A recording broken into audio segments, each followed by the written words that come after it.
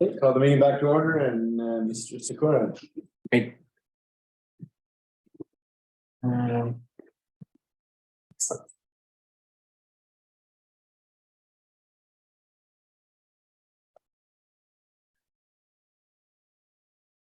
Great, display works for everyone online. Excellent. Okay, I did want to just briefly touch on capital, just so everyone knows where we're going. The 5-year plan is laid out in every budget cycle. There's a number of projects that were identified.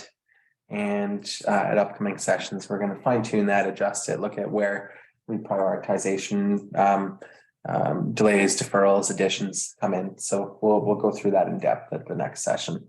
I did highlight a couple of capital projects. We're really fortunate to receive funding around a few of these, and notably, as we already talked about, the regional multimodal transportation hub, the daycare, some of the EV charging infrastructure, the amenity building, which is the next phase of the Dundalf Park soccer fields project, some of the aging fire infrastructure, some of the apparatus, the replacement plan will come forward.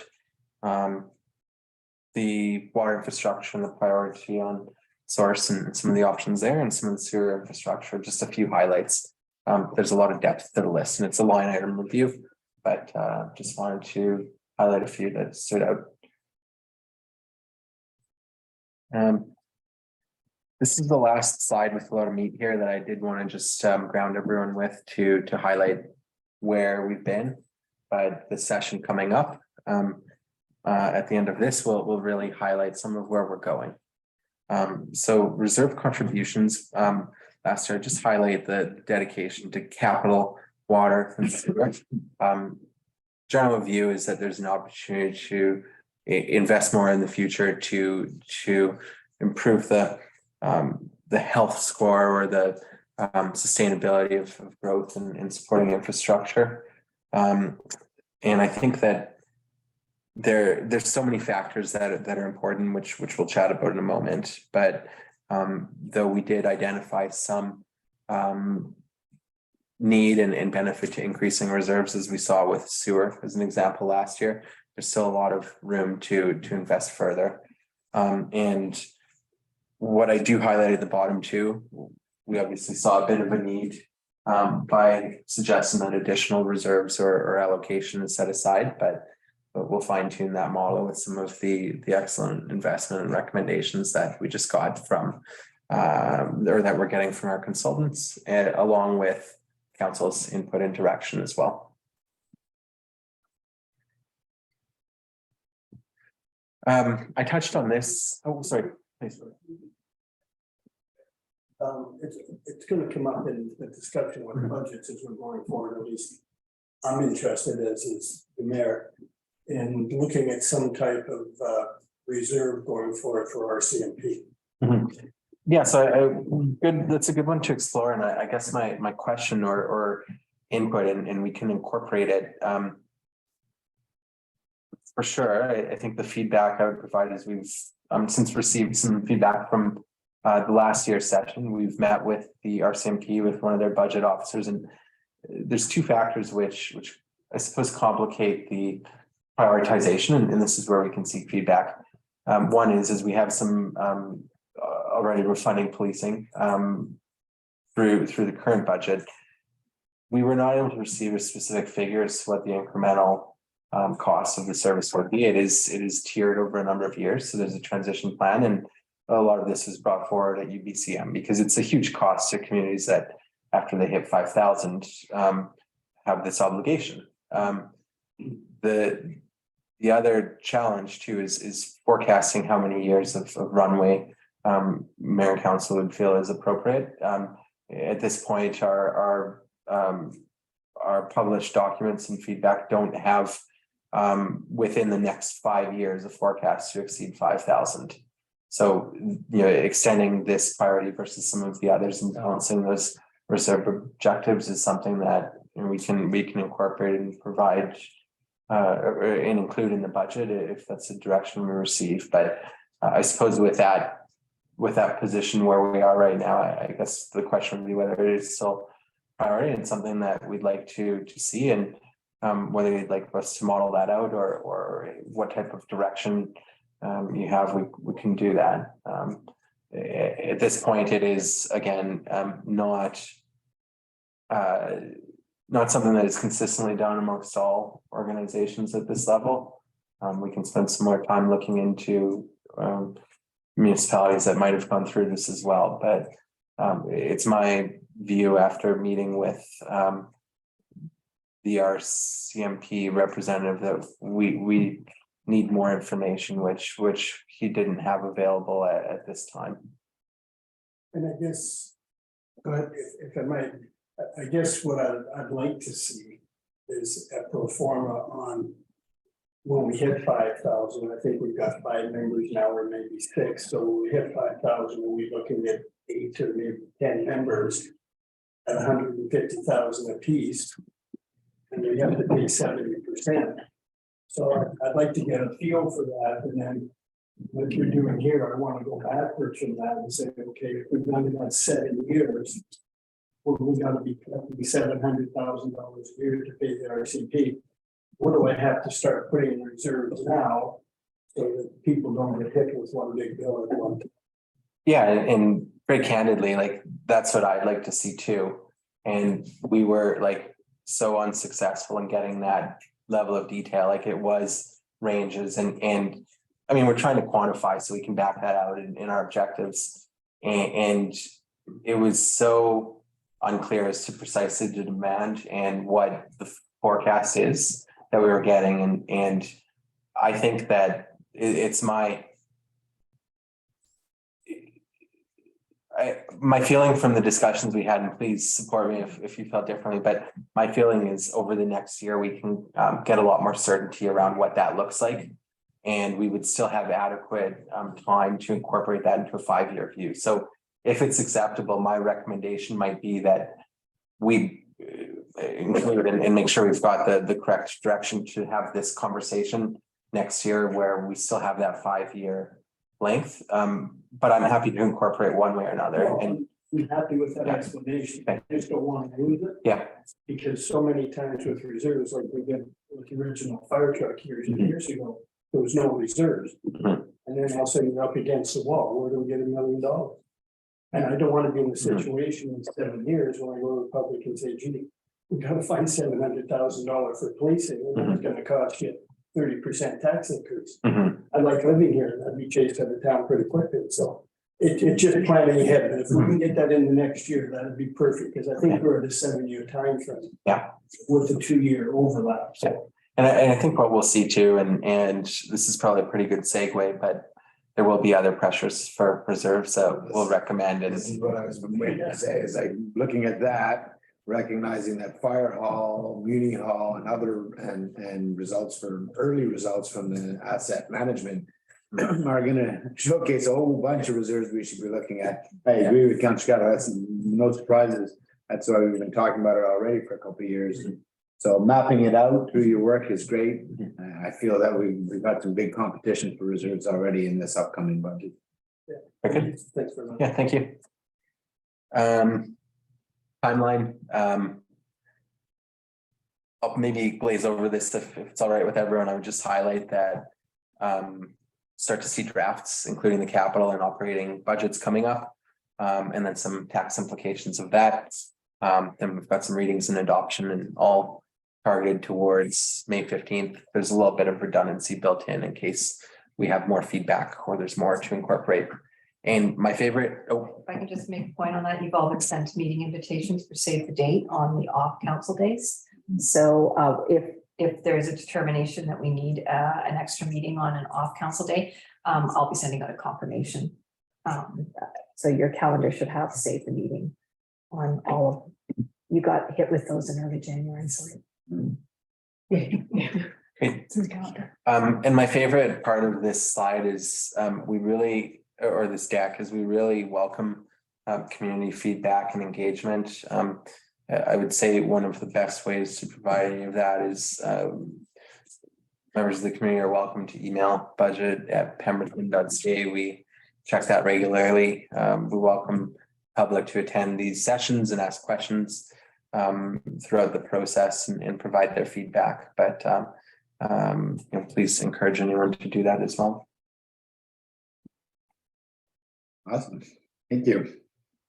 Any final questions about the process from here? Is everybody good? Oh, thank you. Thanks, Thomas. Thanks to all of you guys. Thank you very much. Thank you. That's great. I really appreciate all the questions.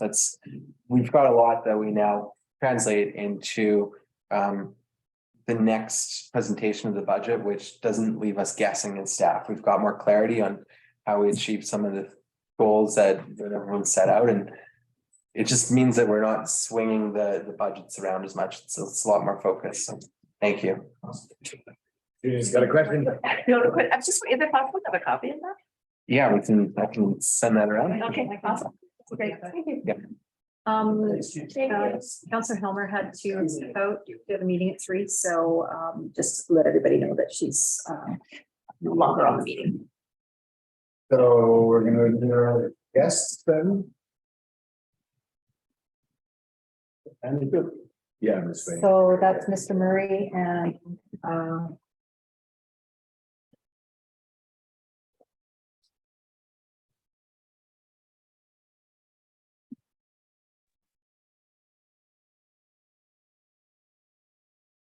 Hello. and Good afternoon. Just getting everybody admitted and zoomed in here. So Corey. Corey's not on. is it Mr.? Is Mr. Civil joining us today, Mr. Murray? He was logged. Sorry, just me today. Corey has a competing client presentation as well, so. Oh, okay. Gotcha. Okay, well, are you good, Shannon? Yeah, we're good. Elaine? All right, well, Yeah. thank you for joining us, Mr. Murray. We're on to the asset management program discussion, and when you're ready, the floor is yours. Thanks very much. Thanks committee for the opportunity and Thomas for all the good work in getting this to this point, and looking forward to the opportunity just to run through. I've got a few slides. I apologize for that. We'll try and get done before it gets dark, and if you end up with three numbers for you to compare.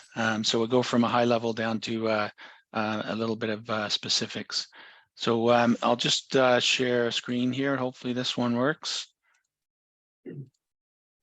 You see the blue screen? Yeah, you're good. Excellent. So I'll just start in on this for you. Just the sorry, lost it. Hang on. Got to go back into this one moment.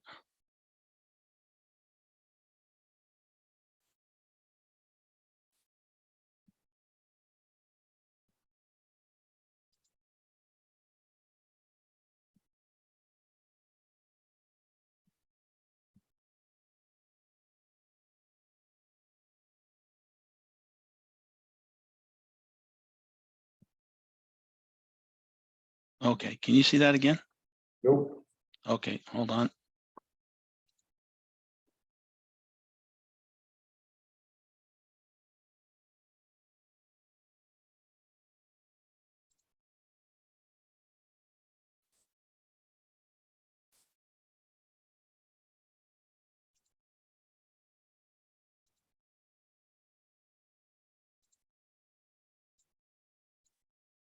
Okay. Yeah. There we go. Sorry about that. Closed the file by mistake. Worst thing you could ever do. So thanks again for the opportunity. Sorry for that little hiccup. Asset replacement financial strategy. We thought it was timely that we could provide this information to you within the overall budget context. So you have this information in mind when you're thinking about budget. So what we're going to talk about today is really a bit of background and recap about the model and the approach, what that translates to in terms of a financial strategy, and then a little opportunity at the end for some questions and a couple of thoughts on next steps. So it's really about the broader context, and really, you know, your experience is similar experience to other local governments. Assets have been built in the past with significant levels of government assistance, quite often, you know, a 2/3 grant, you know, 1/3, 1/3, 1/3 municipal. Inflation over life cycle has been significant, especially that's been on everybody's mind the last couple of years, if not beyond.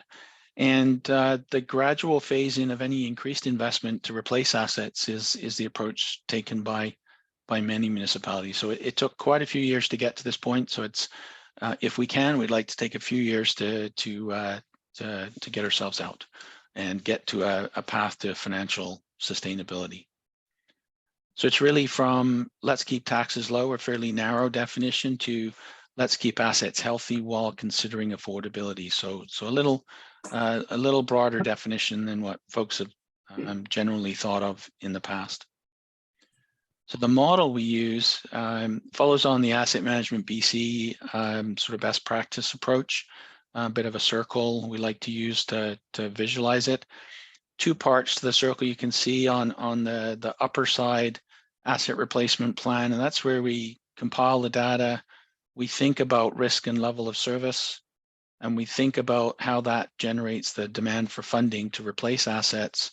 And then those 3 pieces come together and we end up with a forecasted replacement budget over whatever planning period you use. And in our case, we're using 30 years. And then you've got this set of numbers each year that in order to keep your assets replaced nicely, you need to spend.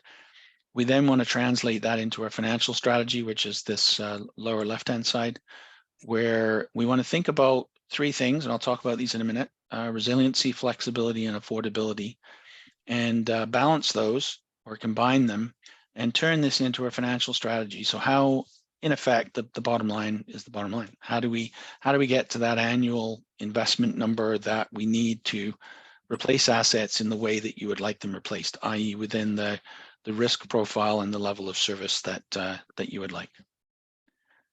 So we use an asset health score, which is just a method of visualizing or explaining and comparing year to year. And this is really about the mix of consumption of assets and the proportion of your assets that are past their useful life. So it's normal in communities to have a certain proportion of assets that are beyond their useful life. You might have a water pipe that was built in really good ground conditions and it's just lasted really well and it's approaching end of life and may go well beyond. It's not breaking down, doesn't require any extra maintenance right now, and so you can leave it in there. And there are, though, assets that go beyond past life because you simply don't have the funding to replace them and you're stretching budgets, and so some assets are aging. So in your case, the combination of past life, you got about 9% of your assets are beyond their useful life, which is I think quite a reasonable number. And your assets are about 35% consumed. So consumption is that measure of how far through the useful life are you with your assets, and that's an aggregate number of all the assets together. So you may have some assets that are 90% consumed because they're almost to the end of their useful life. You may have some that are pretty well new and they might be 5% through. So when you look at them all, there's a measure. When we combine these, we calculate and come up with an asset health score. So in your case, your starting point is an asset health score of 92%, which is pretty good.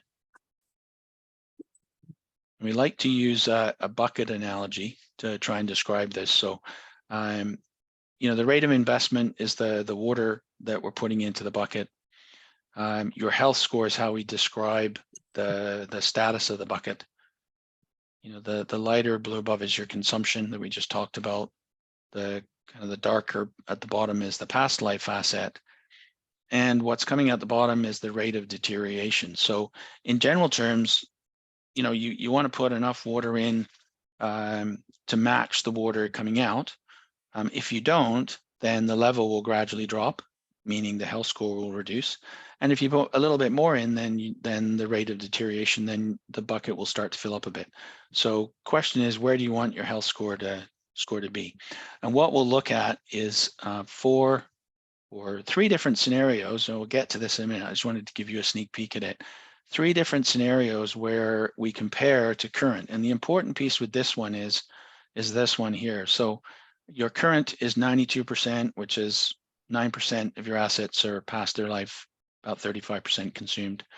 If you keep your same level of funding, which is about 1.2 million a year, you're putting into capital replacement in a couple different ways. If you kept to that and didn't increase it, over the 30-year period, your health score is going to decline to 46%. So 30% of your assets will be beyond their useful life and about 90% consumed. So that'll show you that shows you the impact of not doing anything with the financing. And these others will show for comparison, so you can get a sense of what the impacts are of the different methods. So really what it is this is what we are today. What would you like to be in the future? And this is a method where staff can provide you with that input every year about how you're doing, what the long-term impact is of the financing decisions you're making. So you can assess that every year during budget discussions, just like you're starting to do here. So question is how are we gonna fund this? So remember, this is our asset replacement financial strategy, the lower part of the lower left-hand side of the wheel. And we want to talk about these three parts of this: resiliency, flexibility, and affordability. So our approach is combines these, and we think sustainability is somewhere in the middle there.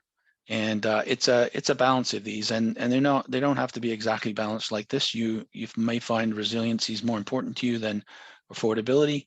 Affordability may be the big driver, and so you compromise a little bit on the others. So resiliency, we measure with our asset health score that I just talked about, which is the combination of the amount of your assets that are past their life and how consumed your overall asset inventory is. Affordability is the annual cost to a typical home. So we can compare and see what the impacts are. You can judge. And flexibility is your capacity to pay for unplanned asset replacements. So really keeping a little bit of cash or in reserves aside, and some debt room. Debt is a great tool to have in your toolbox for this kind of thing if necessary, although it's not as easily usable as cash, of course, because you've got to go through perhaps through the approval process for debt in that case. And I'll talk a little bit about unplanned assets in a minute.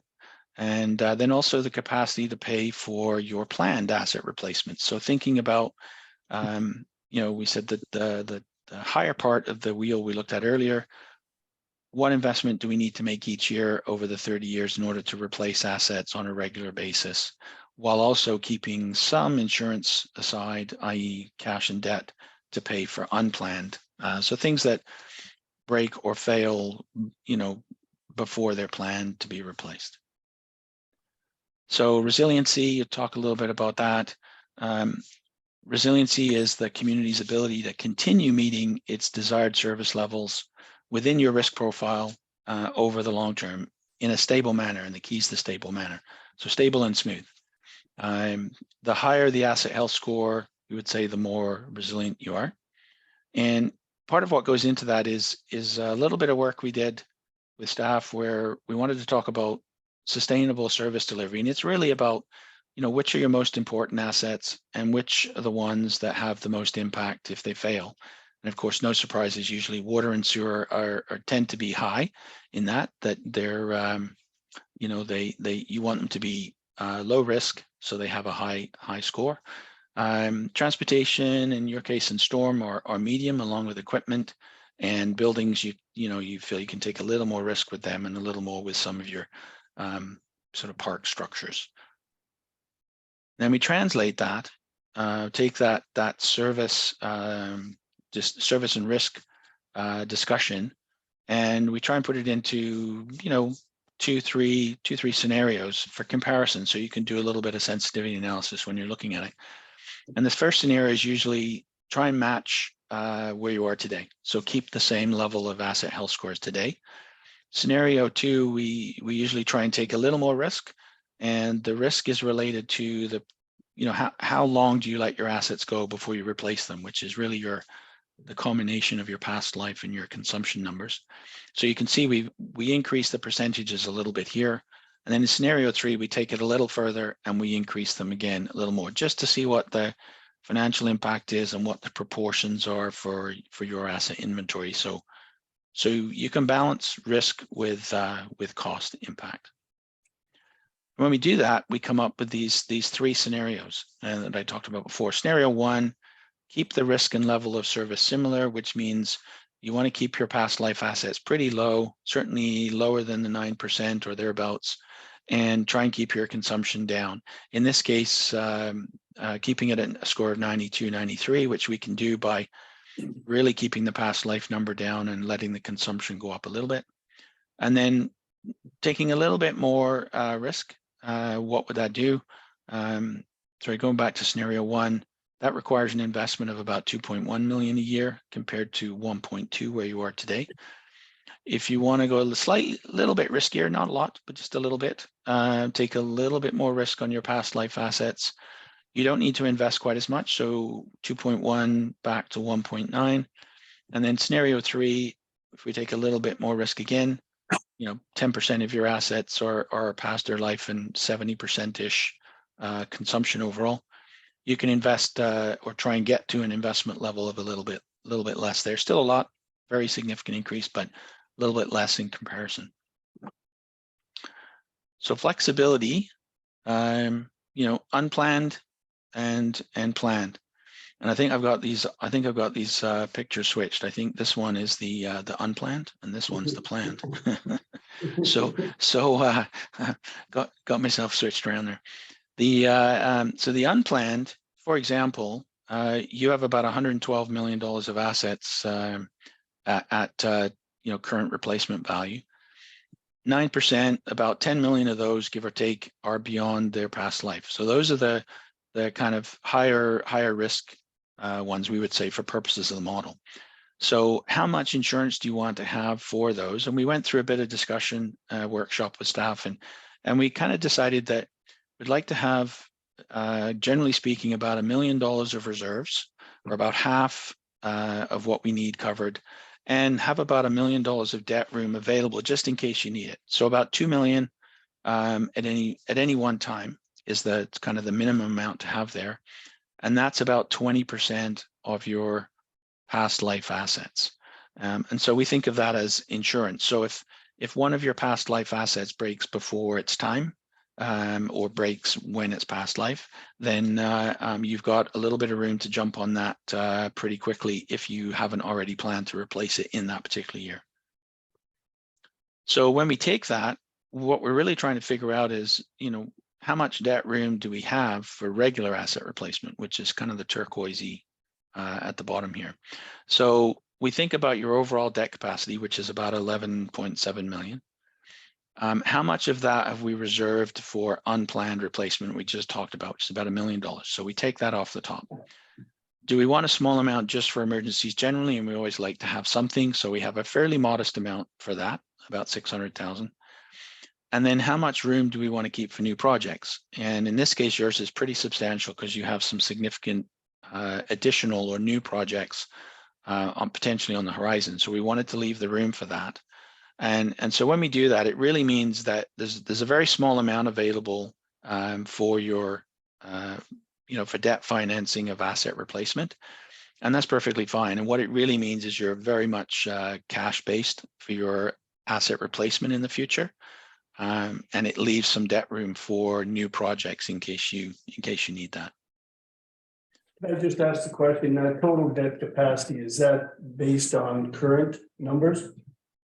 Yeah, so that's your current statutory, and so of course that will change over time. It's a calculated legislated number, and so that will gradually increase as your revenues increase over time, because it's a proportion of your of certain revenues. So that's what we have available to us right now? Yes. Thank you. Don't spend it all at once, please.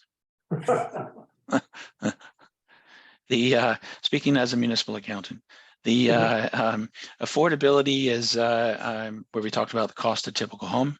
So this is where you're currently at. Total, we're property taxes and utility charges for a typical home. It's about $3,114 a year. And we break that out into the darker portion is that's the part that's related to capital replacement. That's how much money you're putting into replacement of assets right now. And the balance is what you use for everything else, whether that's, you know, fire, public works, your snow clearing, your planning, your development services, all of that.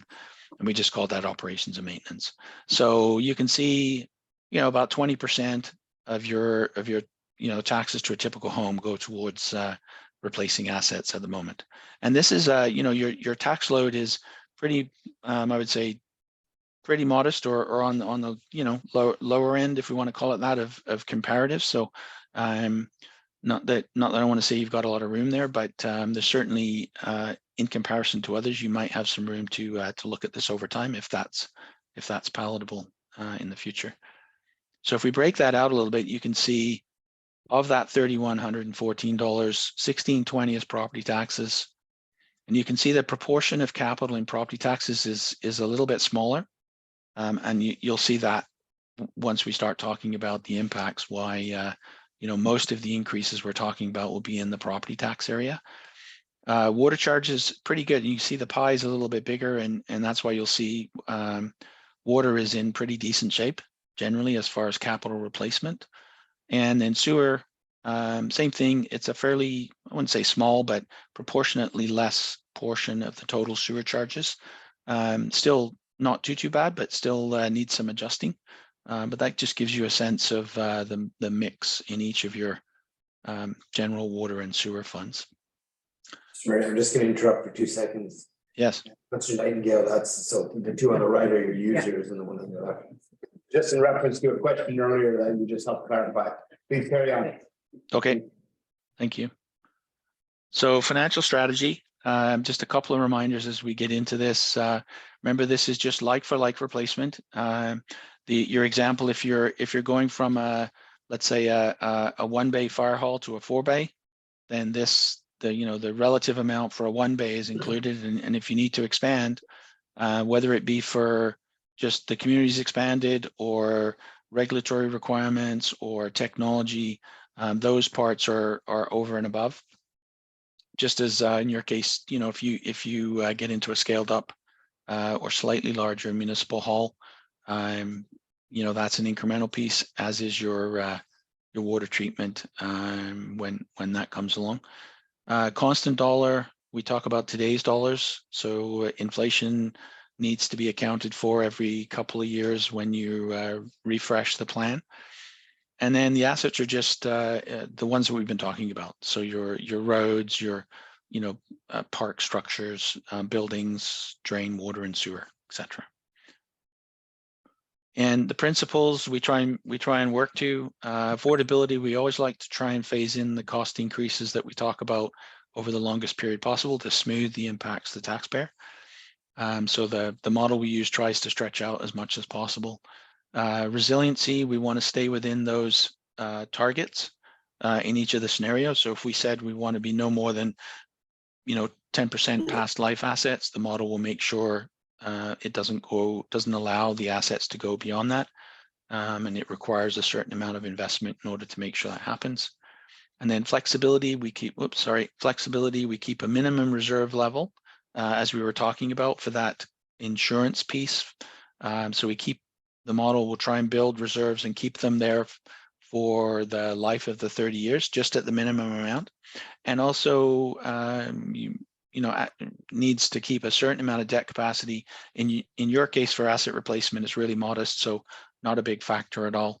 And the point is, if those reserves do dip below that minimum level, then for a year or two until the reserves come back up, usually the investment is reduced a little bit just to make sure that insurance stays at the minimum levels. We use a mix of reserves and debt to smooth out the tax impacts. Again, in this case, not a significant factor because you got very low levels of debt servicing potential built in. And we always use reserves first and then debt second. In this case, it's pretty well all reserves in any effect. So going back to where we were, scenario 1, 2.1 million investment target a year to get to that some point in the future, which really is to try and keep your assets in similar condition as they are now, with an asset health score of 93, very close to the 92 starting point. Then we looked at a scenario where we took a little more risk, which means really allowing some of your assets to go a little more beyond past life, not a lot more, but just a bit, and invest a little bit less because of that. So keep an asset health score at an 86%, investment of 1.9. And then thirdly, notch it back a little bit more, asset health score 76, an investment of 1.8. So you'll be able to see the comparison of them and get a sense of what the financial impacts are. So we get to the main numbers here, and I will show you a summary when we're finished. There's 3 or 4 slides here, but they do summarize at the end. Mr. Murray, is there a best practice in terms of those 3 numbers, past life, consumption and health score? Like, is there a recommended best practice target? There really isn't, because it's sort of a community's sense of its own risk. We would say, just from experience, you say trying to keep your assets at a 0 past life is really trying to replace all of your assets exactly when the industry standards say they should be replaced, which in our case, we would suggest to you that's not real life, because there's always going to be a proportion that are going to last a little better than just the standard for, if we're saying,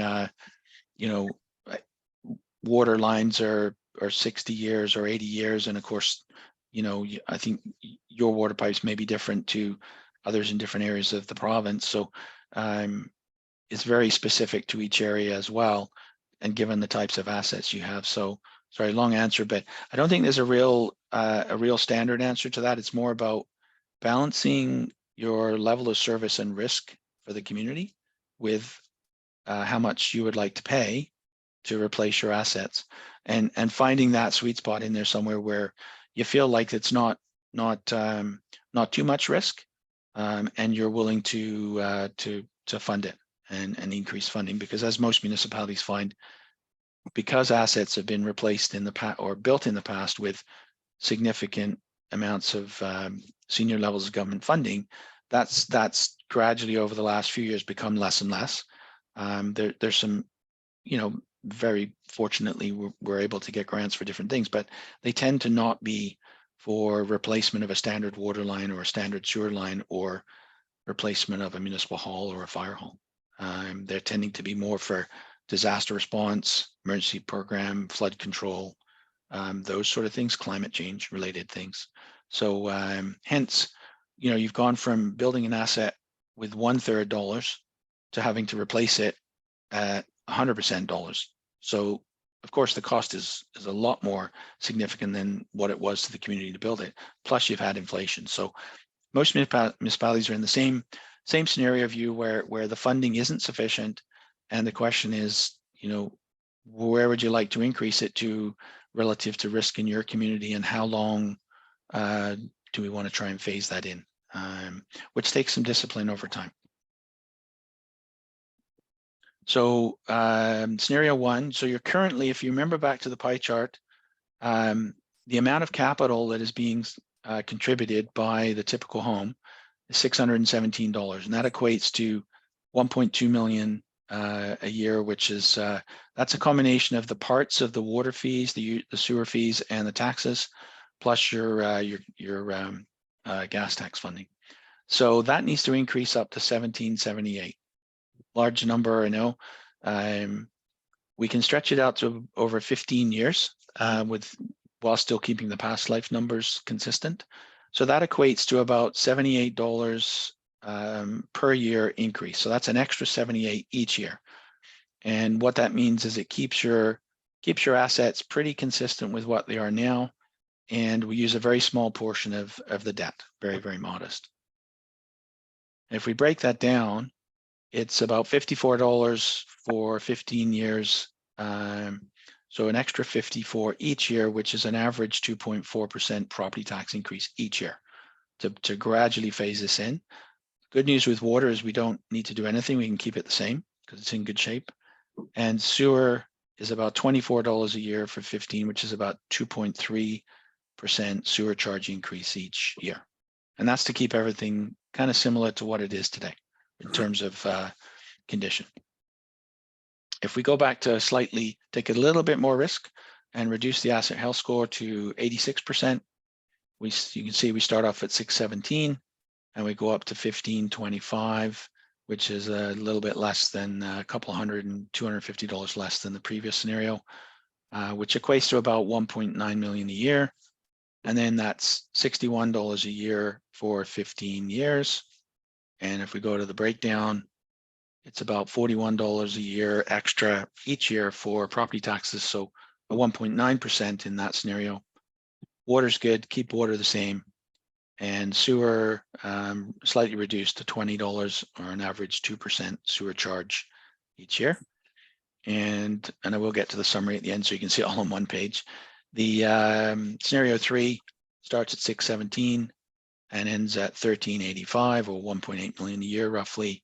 And that equates to about $50 a year over the 15 years. And that equates to 35 in taxes or 1.7% tax increase each year. Again, nothing to do in the water at the moment. And sewer drops from 20 down to 15 a year, which is about 1.7% sewer charge increase. So in summary, you can see scenario 1, pretty well keep it the same as you're currently at in terms of asset health overall. And that equates to a $78 a year increase for 15 years, topping out at $1,778 a year in the year 15. Contrast that with scenario 2, little bit more risk, $61 a year instead of 78 for 15, and you end up at $1,525 a year instead of 1,778. And if we take a little bit more risk again, allow the health score to drop to 76%, that means investing the equivalent of an increase of $50 a year each year for 15, and you top out at $1,385. So what that shows you is you've got overall increases ranging from $56 to $78 a year. Your health score ranges in the models are between 76 and 93%, and you can see that equates to the dollars. Your past life assets range from between 2 and 10%, which is pretty good generally. Property tax increases between 1.7 and 2.4%. No change in water, and sewer charges again between 1.7 and 2.3. This is not significantly outside the realm of what we see in a lot of municipalities. We've had some some clients where they really have not invested anything. You're investing, I think, a reasonable amount each year. It's just unfortunately, as most, it's not enough. Some have not invested very much at all, and they're seeing sort of 3, 4, 5% increases per year needed. So very substantial.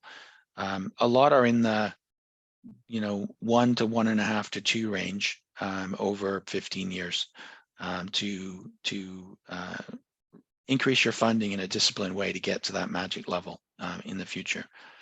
Just a reminder again, these are just for replacement of existing assets. Anytime you add a new one, that will change all these numbers. As I say, as new capital projects are, they generally increase the funding demand for replacement of themselves in the future. So hence why updating this model regularly is a good thing. Mr. Maria, on that note, similarly, let's say, for instance, we got a grant for 2 years to replace our fire hall, whatever percentage of replacement it is. What we're being left with is a living document that we could then plug in. We've now removed, we now have a brand new facility over here, and now we're basing that replacement cost over the next X amount of years. So if, let's say, we wanted to go with scenario 2, that was the sort of percentages and the numbers we're shooting for, we could adjust all those yearly figures because we've now pulled a big capital project out. Does that make sense? Absolutely. That's a great segue to a point I wanted to make sure I made, which is we purposely don't include any assumptions about grants because it's very easy to assume away your problem and assume that you're going to get grants when the likelihood of them is never guaranteed and becoming less and less. So just to be disciplined, we don't include them. And the good thing with that is if you are very fortunate enough to get a grant, then it just makes the model better. And it will help move you along the road a little better by being disciplined and not including them. And yeah, and it argues also for, as you say, updating this regularly, and whether it's for, yes, a project's changed and we've got a grant, so let's adjust. It could be that, you know, we've seen some increases in local, local costs to build road or to, install sewer or water lines, or, so we want to update our replacement costs. It might be that, your staff have done some condition assessment work, and they might have videoed some sewer lines or checked out some ground conditions in an area, and they might have decided that they could reasonably increase the useful life of a section of sewer line by 5 or 10 years.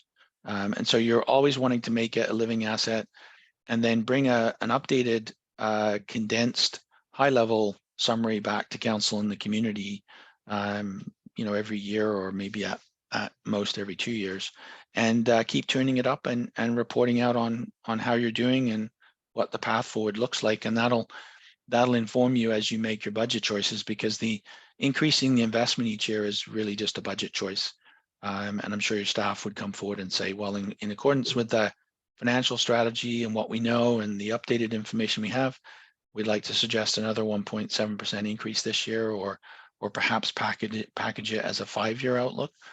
And you can consider those as you go through your budget deliberations and gauge whether that's affordable for the community. And if it's not, you just take a little more risk and just go into that with eyes open and know what the risk is that you're taking in that case.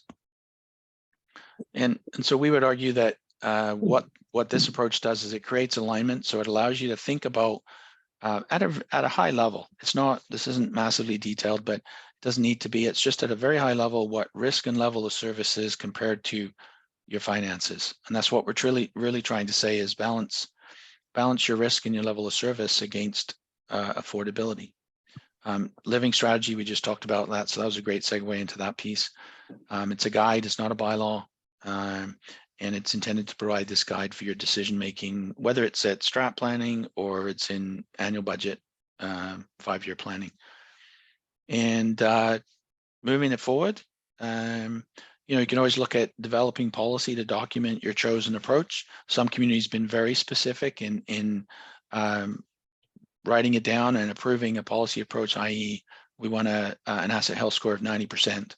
Others have they've documented the approach in that they agree with are willing to endorse the model, and that means their staff will use that to come forward with information and inform decisions.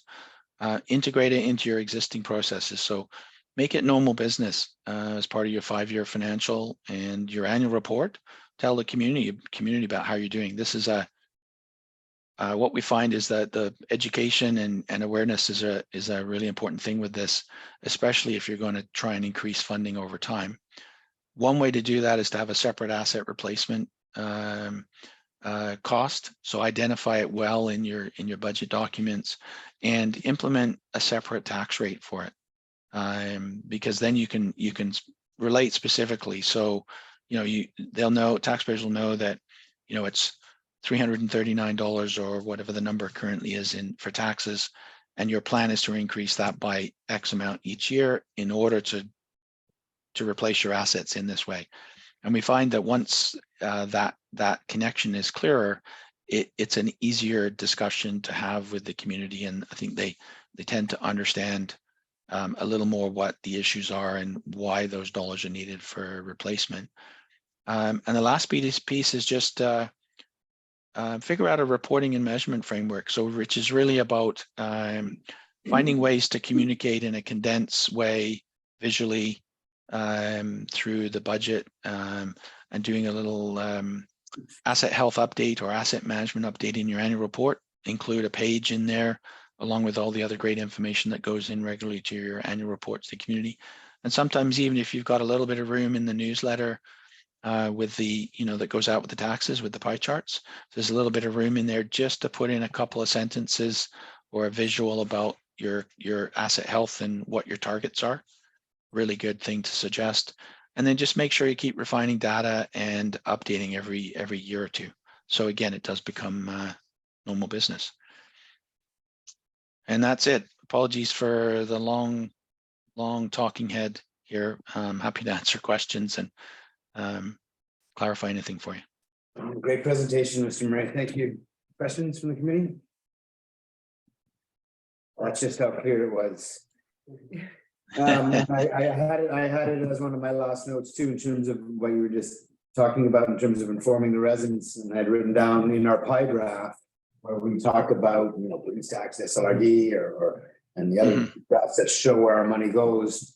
That pie graph that shows capital replacement just as one on its own, so people understand, hey, everything that brings you water, et cetera, needs to be replaced, and this is how much of your yearly budget goes through.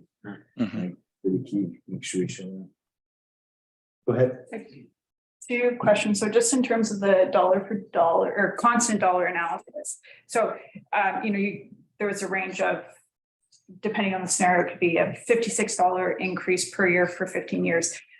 Does that mean then that it would be, it's $56 per year this year, but then next year we would look at it and say, well, it's, $56 plus whatever inflation is? Generally, what we try and do is have a consistent percentage increase each year. So when the model says 1.7% or 1.9 or 2%, it's 2% in that year. So the 50 would become 51 or 52, but that's not addressing the inflation question.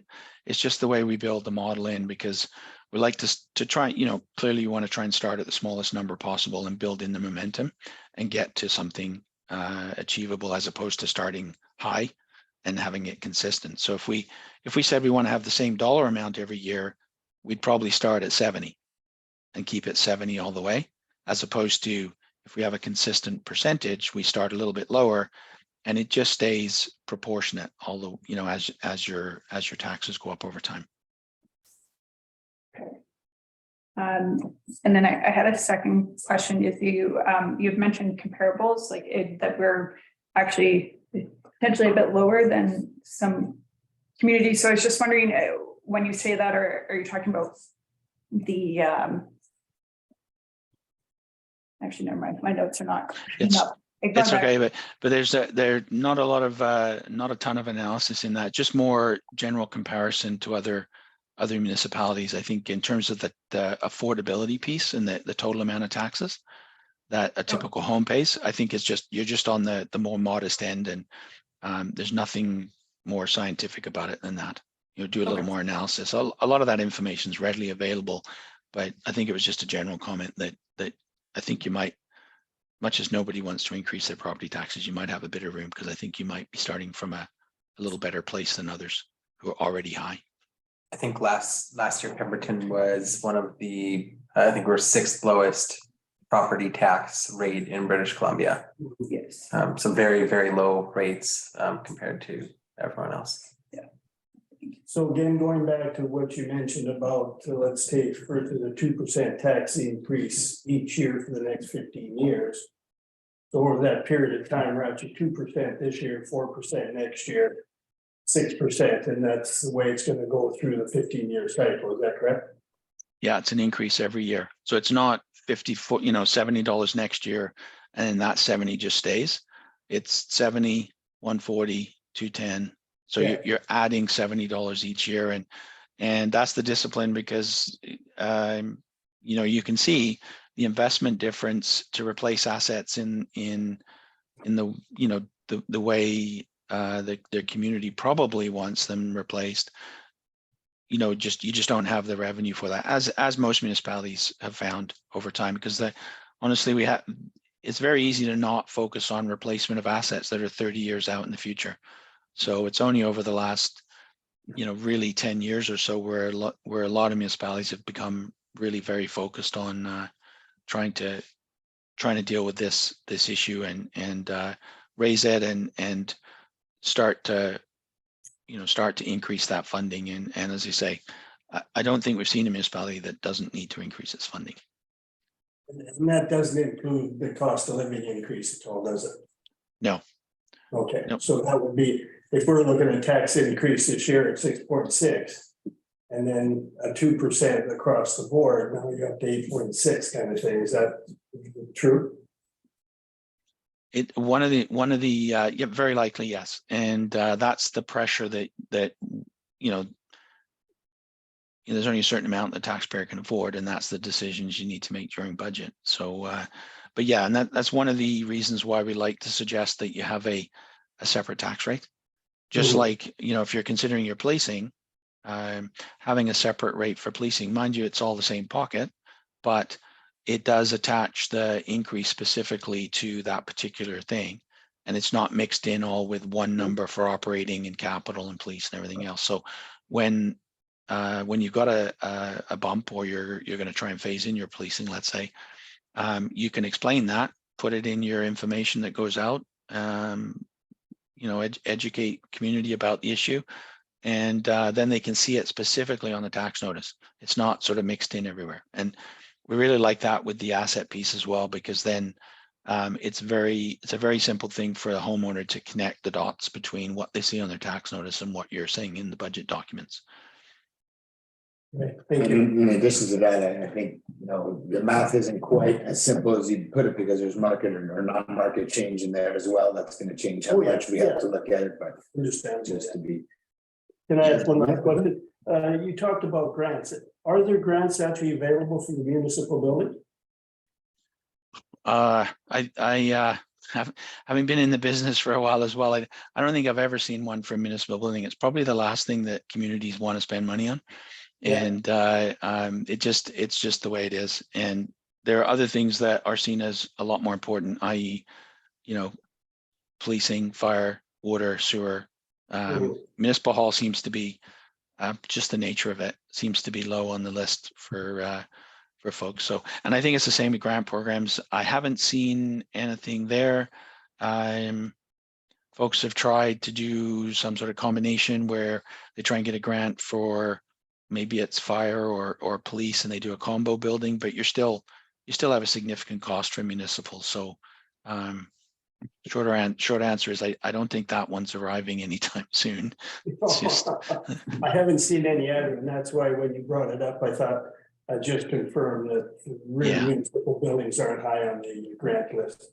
No, they tend it, and I think you're going to see the trend sort of more towards the,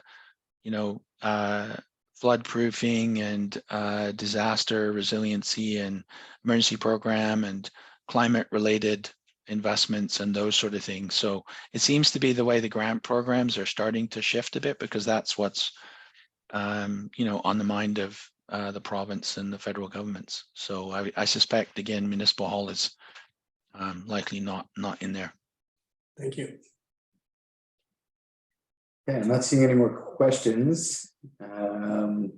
So if we're all good, I'll thank you. Thank you very much, Mr. Murray. That was super helpful and very informative.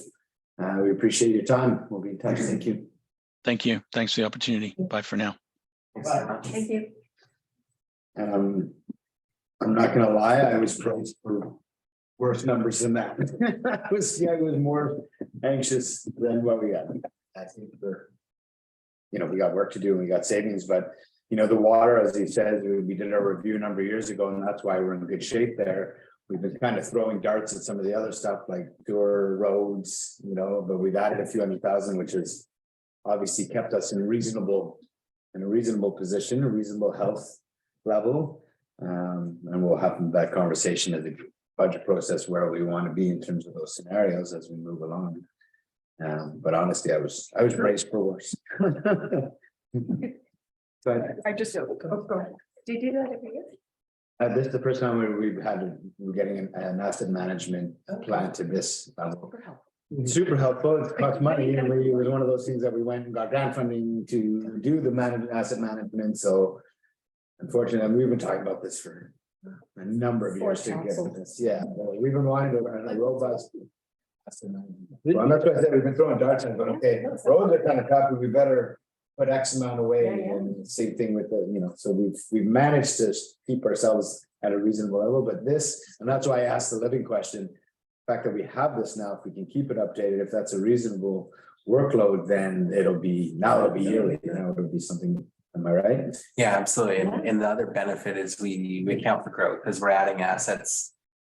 New buildings, many buildings, daycares, infrastructure with transit, like these are all factors that as Paul mentioned, are not included. So we really need to maintain that to show the impact of growth. And the other really interesting activity and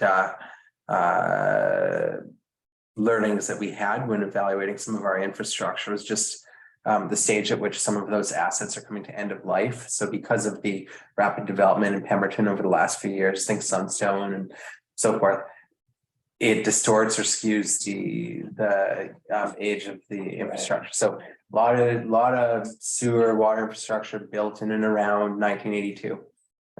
I think most people saw the water main failure not long ago. Those are the sort of things that we're investing for, and they're normally not that visible if you're on top of the replacement. But I think Tom in the operations team has really been proactive in proposing a few things that will allow us to not run to failure and require that insurance, as Paul mentioned. So really planning for the future and understanding it. But yeah, as we saw, like a detailed asset line item review, and our intern Avery had done a lot of great work to help support it. We saw this huge spike of about the boom in the 80s, and then we see a lot of tail growth over the last 10 years. So we're really conscious of that and looking at the end of life and evaluating that too. So the more we can do to understand that and understand the risk, the more effective this will be as well. Sorry, I did just realize I had a question that you may be able to answer. So in that whole analysis, so does that include, replacement costs for the, fire hall or the municipal building down the line? Yeah, like for it will, but I don't know, for example, the municipal hall building, I think the value that we've got stated in our capital plan is something like 350, or in our registry is about $350,000 plus or minus. Replacement value for municipal hall is not even close. I think the budget numbers are the comparables that we're seeing in society, the requirements to build post-disaster at construction costs exceeding $700-800 a square foot. They're not even in the same ballpark. So that's where the real risk lies in using this alone. And that's where we need to be diligent and disciplined in adding those projections as well. And when we look at replacement as well, like let's look at the fire hall, we know we need to replace. I'm hopeful there will be grants. Squamish got a grant. I'm hopeful there will be grants to the fire hall, if not other, boring replacement costs. But I think that's where, like we're putting money, like you said, like for like. So we're putting enough money away to replace what we have at its current value, but it is going towards, so let's say we're doing that to replace the fire hall in its inadequate existing state. But it's still a fund of money that we're saving towards that. And then hopefully we do get a grant for a fire hall, perhaps borrow, and then we bring all that together, and that's how we get the newer. Yeah. Okay. I believe one other point though, as we look at that borrowing capacity at just north of $11 million, it was really critical that we did incorporate the impact of water infrastructure in that. So we were able to incorporate that as a forward-looking figure, just because of, as we've been chatting about and highlighting the source and treatment and requirements, that is an assumption that we wanted to understand. So they're able to do that for us as well. Are there any last questions on what we've heard, or in terms of the process moving forward as we go from 40,000 down a little bit? I'd like to know, actually, like I did feel I was coming in a little bit blind today. I'd like to know what happens next. So what happens next is over broadly, or with this alone? Just the whole entire process. Yeah, It's basically. in the budget step. Yeah. Next step in the- Yeah. Yeah, so a couple of things happen next. We'll have the full capital plan brought forward, so staff will work on developing a presentation that shows what the priorities are and seek your input around that. That's a line item list of all the capital plan, including the 5-year plan. and we'll seek your input and make any revisions there. The operating budget will present all of those various department budgets that we talked about today. And we'll show you what the impact of the completed roll from BC Assessment is, the non-market change and the market change. And then we'll bring forward what potential tax increases would look like. We probably won't bring any decreases. I think that increases would be typical, and that would include a breakdown of reserves. The reason why I included the one slide that had the reserves delineated by category from last year was we knew that this investment in the future and allocating for reserves is critical. So we included the breakdown knowing that we were going to do a bit of this, and I'm glad that we've now got this information, which we'll incorporate into the budget as well. Then there's some proposals and evaluation around rates and utility rates and tax rates, and as an outcome of a lot of the feedback and presentation of each of those budgets with feedback and your steer as to where we land. We would bring all that forward before March or before May 15th. That's our ultimate target to have. That's our requirement. Both, we have to have the bylaws adopted by May 15th. Yeah. So we have a few readings before that. Yeah, that's roughly the process. And is it possible to have the, like, for example, the line item, what we're doing next, is it possible to have that before the meeting? Yeah, so we put a lot of buffer and time before, and we won't have, like, for example, previously what we would have done where it was top down is we would start with, and this is where I think the confusion lies, and part of why we wanted to focus on the strategic and governance discussion. Previously, we would bring forward a budget where we would have a 0% increase reflected. Last year that was incorrectly interpreted and broadcast, where it was like the reporter had indicated that Pemberton would not see a tax increase, and that process, which has been in place for a long time, didn't necessarily provide the view or the reasonable expectation of where it was going. And from there, the budget was worked, and then an increase was brought in, and then there was feedback, and that was incorporated into tax rates. Here, we're taking some of this where I'm able to use some of this information and provide some visibility around what some of these options look like. It still follows roughly the same process, but it's just a little bit different way to look at it. And it doesn't start as 0 and up, but rather it considers that there are real pressures and costs and future growth and demand. What a lot of communities are doing is they're looking at CPI and just saying, this is where we're going to start. This is what it's going to cost. And so I really wanted to be thoughtful in incorporating the savings and benefits of looking at a bottoms up budget, knowing that there's a lot of cost pressure, inform everyone here of what that looks like, and incorporate feedback from staff to see if we can do it better. If we can start with a very efficient level of service, as opposed to looking at what we did last year and saying, got to add to that. Yeah. I've never liked that approach. I come from a little different industry, and it'd be a little more typical to be a little more aggressive out of the gate. Just a question when we get to the discussion about tax rates and, increases and stuff like that. Because I know the comment was that Pemberton has one of the lower mill rates out there. There's is when we're looking at that, is there a consideration of, because mill rate is one thing, but then there's the actual number that people walk away from. And we may have a much lower mill rate compared to West Vancouver, but one would imagine that the average household income in West Vancouver is much more than here. So, yes, we have low rates, but our property values are going up, which means, like if a family gets hit with a $10,000 property tax bill, and the average household income and honestly, in Pemberton is something like 55,000. That's, our mill rate is low, but it actually, again, cost of living. And I was just wondering if that consideration forms part of the conversation at all. Yeah, I think what we what I try to do, and it's been typical, and we'll do it again, is we provide visibility on what it looks like to a couple of typical properties. So you've got, it's really helpful when you visualize what a dollar tax increase, what an impact of these recommendations looks like to the average household. Yeah. So yeah, we look at it in a few ways, not just rates, but in terms of dollars as well. And over the last number of years, what has come to council is they'll take a certain amount of residential properties in town and give us a scenario of what 5% is gonna look like, 8%, that Yeah. kind of thing. Yeah. So then we can cut it down from that point or add to it, and Yes. so it makes good.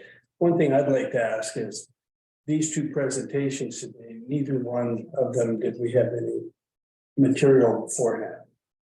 And it would have been nice to have some information that, personally for me, that I could have looked at over the weekend and have more refined questions. And is there a chance that both of these presentations, we can get some paperwork? I sent you I sent you Thomas's. I'll connect with Paul. And we'll get his, and we can send you his as well. So that was.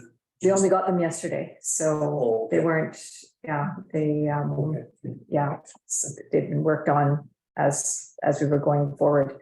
So there's no official report. It was just a presentation process for typical purposes. And it's pretty broad. As we go forward and we look a little deeper, all those numbers will be provided to you before the weekend for you to look at, so. Yeah, be a more fulsome agenda package. Good, great presentation. Really. Awesome job. Thank you. I really appreciate all of the really thoughtful questions and really like investing into this process, because it really, I think, will be robust, and it's a bit of a slog for the next few months, but that's a really great foundation. And I think just as evident by as many staff as we had dialed in and participating, I think it's really helpful to get steer from council as to where objectives lie, areas of focus, and a lot of the comments and feedback made throughout really help refine where the priorities sit, and will help us hopefully provide something that'll resonate and especially with the new council and thinking about how to prepare for it. You know, that's been so helpful to kind of go through the start of the process and then get that feedback quite instantly. So thank you very much. I'd like to say thank you too, because of the years I've been here, we've never had this type of presentation before. So through yourself and Elizabeth, are we still, I guess I should be saying the correct names. Anyway, I'm really thankful for this because it's making a difference. And I think for the new people here and even for myself that's been here for a while, I think that kind of presentation is a nice way to move forward. And I think it's something the community can understand a lot easier. Yeah. Thank you. Thank you. Can I get a motion to adjourn, please? Yeah, once you got it, nine gallery. No, I don't rush. I think that was a good summary. Didn't want anybody to ruin that. Yeah. These are.